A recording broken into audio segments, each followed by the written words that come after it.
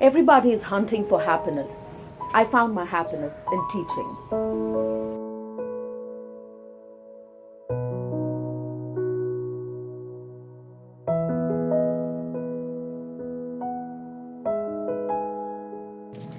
When you see her, your days are better. Her words provide you with infinite energy to go on with a full chapter in life. Her elegance in class are of no match. She's an inspiration for thousands of us. Okay, so I was born, brought up, and educated in Patna, which is the state capital of Bihar. I would say I had one of the happiest childhoods ever to have been brought up by parents who were extremely loving, caring, understanding. My mother, who's a homemaker. My father, who passed away a couple of years ago, of course, the biggest influence in my life. My sibling, my brother, he's my sweetheart, still continues to pamper me like a father would pamper his daughter, perhaps does even more. Marriage brought me to Jaipur. I was working for a while for an NGO called Helpage India, which works for the aged. And then that's when I got into teaching. And since then, there's been no looking back. I think the last few years have been a fairy tale, taking care of all my students and being loved in return by these wonderful children. Life's been good, and I am extremely grateful for everything that has come to me all these years.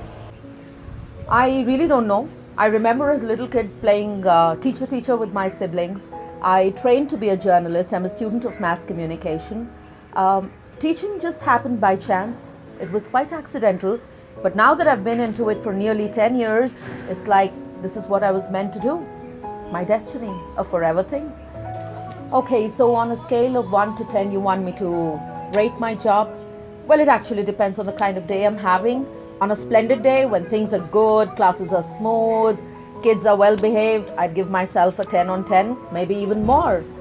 But talk about days that are not good, days when kids drive you up the wall and everything seems to be crashing down. I don't even want to rate it. Just pack me up, send me to the Himalayas. All I need is solitude to retain my sanity. That's just about it. In educating minds, Miss Kukar never forgets to educate hearts. Okay, although there are countless incidents, I remember this one particular incident where I had this lovely girl in my class and very brilliant, but she would never smile, she would never interact with anybody ever. At the parent-teacher meet, the mother was constantly concerned about the fact that her daughter was not willing to go out of the house to interact with people, and that continued to cause a lot of anxiety to the parents. I started talking to the girl, and I realized that deep down inside, the girl was extremely conscious of her large body shape. Having been large myself, I could probably empathize, and I had to, make her believe that she was more than what her size was, and that really the worth of a person lies in the size of his achievements, the size of his beliefs and thoughts. Slowly, gradually, I was able to get her to participate in a number of activities. The same girl who never smiled started smiling. She started interacting with everybody. She walked confidently. She talked confidently. She dressed up like a queen. And I still remember the mother at the PTM, the next PTM, with tears in her eyes, telling me how things had changed for her daughter, and suddenly life had more sunshine in it. She makes kids work harder than they ever thought they could. She makes a C+ student feel like the Nobel Prize winner. She makes kids all through 45 minutes of the class in absolute silence. Maybe her students will forget what she said, but they'll never forget how she made them feel. So let's hear from these students only how Miss Kukar showered her love on them. Well, she is the best teacher ever, of course. I mean, there's no doubt about that. I cannot think of a teacher who has had a greater influence on me than her. She is the best teacher, the best anchor, the best guide. Even the simplest thing she does turn out to be special.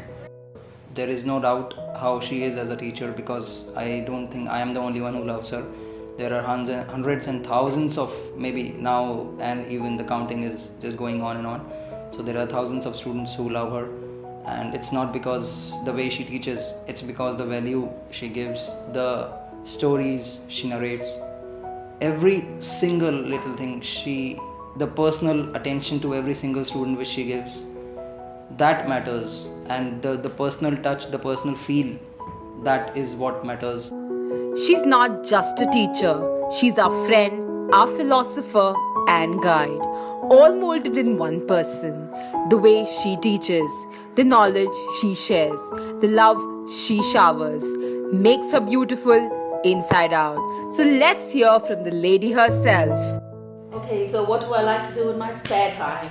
Number one, teachers don't have spare time, okay? But yes, when you do get that kind of time, being a woman, what's the first thing? Shopping. I love to go shopping.